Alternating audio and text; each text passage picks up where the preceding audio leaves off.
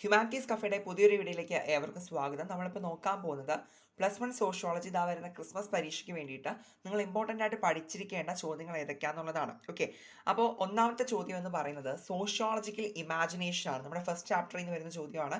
ഇത് നമുക്ക് മസ്റ്റായിട്ടും ചോദിക്കുന്ന ഒരു ഷുവർ ക്വസ്റ്റ്യൻ ആണ്. എല്ലാവരും പഠിച്ചിട്ട് തന്നെ പോവുക. 1-2 മാർക്കിനോ 3 മാർക്കിനോ അല്ലെങ്കിൽ 4 മാർക്ക് അങ്ങനെ വരെ ചോദിക്കാൻ ചാൻസ് ഉള്ള ഒരു ചോദ്യമാണ് സോഷ്യോളജിക്കൽ ഇമാജിനേഷൻ എന്ന് പറയുന്നത്. രണ്ടാമത്തെ ചോദ്യം വളരെ വളരെ ഇമ്പോർട്ടൻറ്റ് ചോദ്യമാണ്. Common sense knowledge and sociological knowledge തമ്മിൽ ഒരു കമ്പാരിസൺ അല്ലെങ്കിൽ അവ തമ്മിലുള്ള ഡിഫറൻസ് എന്താണെന്നുള്ളത് എഴുതാൻ വേണ്ടിയിട്ട് ഒരു 4 മാർക്കിന് ചോദിക്കാറുണ്ട്. സോ ഇതും വളരെ ഇമ്പോർട്ടൻറ്റ്. ഇത് രണ്ടും ഒരുപാട് PYQസിൽ റിപ്പീറ്റ് ചെയ്ത് കണ്ടിട്ടുള്ള 2 ചോദ്യങ്ങളാണ് കേട്ടോ. അല്ലെങ്കിൽ ഇതൊക്കെ വൺ വേർഡ് സെക്ഷനിലും കയറി വരാവുന്നതാണ്. ഈ സോഷ്യോളജിക്കൽ ഇമാജിനേഷൻ എന്ന് പറയുന്നത് നമ്മുടെ CW മിൽസ് ആണ് ഈ ഒരു കോൺസെപ്റ്റ് കൊണ്ടുവന്നിട്ടുള്ളത്. അപ്പോൾ അങ്ങനെയൊക്കെ വൺ വേർഡ് ആയിട്ടും ചോദിക്കാറുണ്ട്. സോ ഈ 2 ചോദ്യം എല്ലാവരും കൃത്യമായിട്ട് എന്ത് ചെയ്യുക, നന്നായിട്ട് തന്നെ പഠിച്ചിട്ട് പോവുക.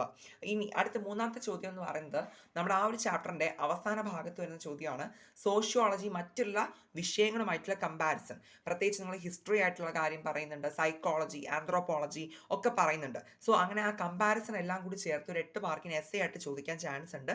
സോ ആ ഒരു കാര്യം നിങ്ങൾ എന്ത് ചെയ്യുക, പഠിച്ചു വെച്ചേക്കുക. അഥവാ essay ചോദിച്ചില്ല എന്നുണ്ടെങ്കിൽ അതിൽ ഏതെങ്കിലും ഒരു സബ്ജക്റ്റുമായിട്ടുള്ള കമ്പാരിസൺ ഏതെങ്കിലും ഒക്കെ എഴുതാൻ വേണ്ടിയിട്ട് ഒരു 5 മാർക്കിനൊക്കെ ചോദിക്കാനും ചാൻസ് ഉണ്ട്. ഫോർ എക്സാമ്പിൾ ഇപ്പോൾ essayക്ക് ചോദിച്ചില്ല എന്നുണ്ടെങ്കിൽ മേ ബി സോഷ്യോളജിയും എക്കണോമിക്സും തമ്മിലുള്ള റിലേഷൻ എന്താണ്, റിലേഷൻ ആൻഡ് ഡിഫറൻസ് എന്താണ്, അങ്ങനെ പറഞ്ഞ് മാത്രം ഏതെങ്കിലും ഒരു സെക്ഷൻ മാത്രം എടുത്തും ചോദിക്കാൻ ചാൻസ് ഉണ്ട്. സോ എന്തായാലും നമ്മൾ കൃത്യമായിട്ട് ഫുള്ള് പഠിച്ചു കഴിഞ്ഞാൽ നമുക്ക് അവിടെ നിന്ന് വരുന്ന ചോദ്യങ്ങളെല്ലാം നന്നായിട്ട് അറ്റൻഡ് ചെയ്യാൻ പറ്റും. അത്രയേ ഉള്ളൂ. ഇനി അടുത്ത രണ്ടാമത്തെ ചാപ്റ്ററിലോട്ട് വരുമ്പോൾ സോഷ്യൽ ഗ്രൂപ്പ്സ് എന്ന് പറഞ്ഞിട്ടൊരു ടോപ്പിക്ക് പഠിക്കുന്നുണ്ട്. സോഷ്യൽ ഗ്രൂപ്പ്സ്, അതിൻ്റെ ടൈപ്സ് പഠിക്കുന്നുണ്ട്, സോഷ്യൽ ഗ്രൂപ്പിൻ്റെ ക്യാരക്ടറിസ്റ്റിക്സ് നിങ്ങൾ പഠിക്കുന്നുണ്ട് അല്ലേ. അപ്പോൾ ഇതെല്ലാം കൂടി ചേർത്തിട്ട് എന്ത് ചെയ്യും, നമ്മുടെ 8 മാർക്കിന് ഒരു essay ആയിട്ട് ചോദിക്കാൻ ചാൻസ് ഉണ്ട്. അല്ലാന്നുണ്ടെങ്കിൽ 6 മാർക്കിന് ഷോർട്ട് essay ആയിട്ടും ഈ ഒരു ടോപ്പിക്ക് ചോദിക്കാറുണ്ട് കേട്ടോ. ഇത് വളരെ ഇമ്പോർട്ടൻ്റ് ആണ്. സോഷ്യൽ ഗ്രൂപ്പ്സ്, അതിൻ്റെ ടൈപ്സും നിങ്ങൾ പഠിക്കുക. പിയർ ഗ്രൂപ്പ്, റെഫറൻസ് ഗ്രൂപ്പ് എന്നൊക്കെ പറഞ്ഞിട്ട് കുറേ ടൈപ്സ് ഉണ്ട്. ദെൻ ഓൾസോ ഇതിൻ്റെ ക്യാരക്ടറിസ്റ്റിക്സ്, സവിശേഷതകൾ നിങ്ങൾ എന്ത് ചെയ്യുക, പഠിച്ചിട്ട് വേണം പോകാനായിട്ട്. ഇനി നെക്സ്റ്റ് വരുന്ന ഒരു ചാപ്റ്ററിൽ നിന്ന് വരുന്നതാണ് forms of marriage.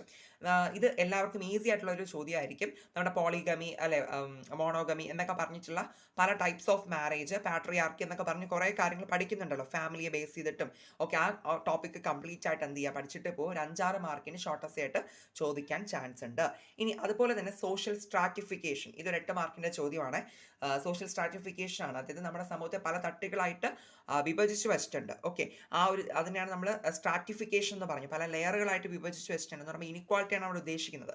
So social stratification എന്ന് പറയുന്ന ടോപ്പിക്ക് എന്ത് ചെയ്യുക, കൃത്യമായിട്ട് 8 മാർക്ക് ലെവലിൽ നിങ്ങൾ പഠിച്ചിട്ട് പോവുക. ഇനി ഡിവിഷൻ ഓഫ് ലേബർ ഒരു 2 മാർക്കിൻ്റെ ചോദ്യമാണ്. എന്താണ് ഡിവിഷൻ ഓഫ് ലേബർ എന്ന് അങ്ങനെ ചോദിക്കാം. ഓക്കെ, പിന്നെ വളരെ ഇമ്പോർട്ടൻറ്റ് ക്വസ്റ്റ്യൻ ആണ് ഏലിനേഷൻ എന്ന് പറയുന്നത്. സോ ഏലിനേഷനും എന്താണ് 2 മാർക്കിൻ്റെ ഒരു ചോദ്യമാണ്, അല്ലെങ്കിൽ വൺ വേർഡിന് ചോദിക്കാൻ ചാൻസ് ഉണ്ട്. സോ ഇതെന്ത് ചെയ്യുക, ഇതൊരിക്കലും സ്കിപ്പ് ചെയ്യരുത് കേട്ടോ. ഏലിനേഷൻ വളരെ ഇമ്പോർട്ടൻ്റ് ആണ്. ഇനി വരുന്നതാണ് നമ്മുടെ മേജർ എൻവയോൺമെൻറ്റൽ പ്രോബ്ലംസ്. എനിക്ക് തോന്നുന്നു 8ാമത്തെ ചാപ്റ്ററിൽ നിന്നുള്ളൊരു ക്വസ്റ്റ്യൻ ആണിത്.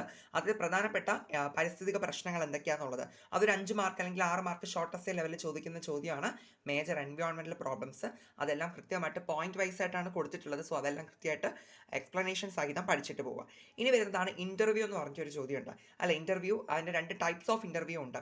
സോ സ്ട്രക്ചേർഡും അൺസ്ട്രക്ചേർഡും എന്ന് പറയുന്നതാണ് ഇൻ്റർവ്യൂവിൻ്റെ 2 ടൈപ്സ്. ഏതൊക്കെയാണ്? സ്ട്രക്ചേർഡ് ഇൻ്റർവ്യൂ ഉണ്ട്, അതുപോലെ തന്നെ അൺസ്ട്രക്ചേർഡ് ഇൻ്റർവ്യൂ. സോ ആ 2 ടൈപ്പും ബേസ് ചെയ്തിട്ട് നമുക്ക് 6 മാർക്കിന് ചോദിക്കാം. ഇത് ഈസി ആയിട്ട് മാർക്ക് സ്കോർ ചെയ്യാൻ പറ്റുന്ന ഒരു ചോദ്യമാണ്. അതുകൊണ്ട് എല്ലാവരും പഠിച്ചിട്ട് പോവുക.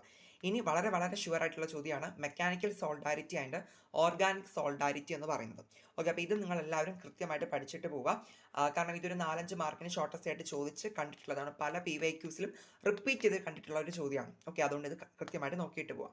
സോ ഇത്രയും ചോദ്യങ്ങൾ മസ്റ്റായിട്ടും എല്ലാവരും പഠിച്ചിട്ട് തന്നെ പോവുക എക്സാമിന് വേണ്ടിയിട്ട്. എന്താ പറയുക, ഇത് ഒരുപാട് മോസ്റ്റ് റിപ്പീറ്റഡ് ആയിട്ടുള്ള ചോദ്യങ്ങളാണ് കേട്ടോ. അപ്പോൾ ഇത് നിങ്ങൾ പഠിച്ചിട്ട് വേണം ബാക്കി ചോദ്യങ്ങളിലോട്ട് പോകാൻ. ഇതാണ് ഏറ്റവും മോസ്റ്റ് ആയിട്ടുള്ള repeated and important questions. So ഇത് നോക്കിയിട്ട് വേണം ബാക്കിയുള്ള എല്ലാ ക്വസ്റ്റ്യൻസും നിങ്ങൾ പഠിക്കാൻ വേണ്ടിയിട്ട്.